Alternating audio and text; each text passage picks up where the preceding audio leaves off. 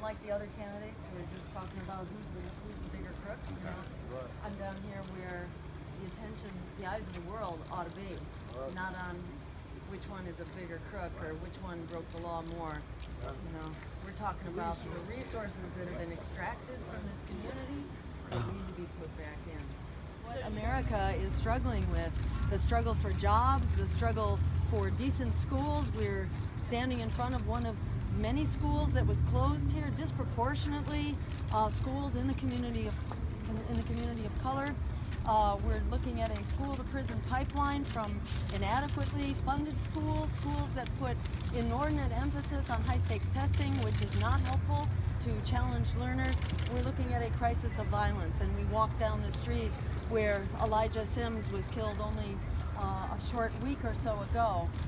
And this is the crisis throughout Chicago, but especially in this neighborhood where some 50 people and more lives have been lost over the course of just 2016, a dozen or so in just the last month alone, where there's a crisis of guns on the street, where there is a crisis of violence. And these are not unsolvable problems. These are problems that can be solved rather readily simply by putting some resources into this community, by ensuring that there are jobs here, that there is job training, that health care is provided as a human right, that our schools are properly funded, providing small classroom size, and to ensure that there is proper gun control and that we are holding accountable gun manufacturers and distributors so that guns are not being put into the hands of people who should not have them. We need to get the assault weapons off the street and ensure that proper background checks are being done. So these are not difficult things to do.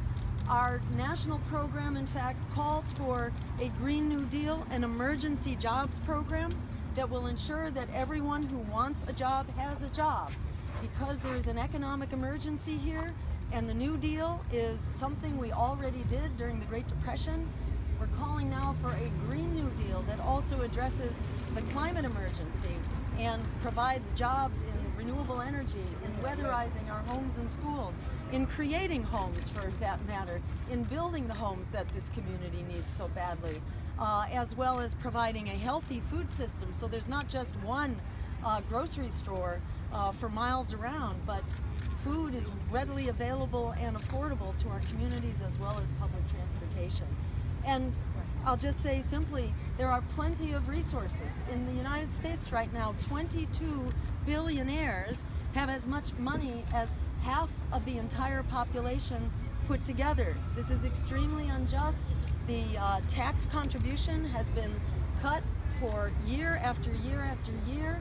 The tax burden has been taken off of those who are most wealthy. They need to be contributing their fair share.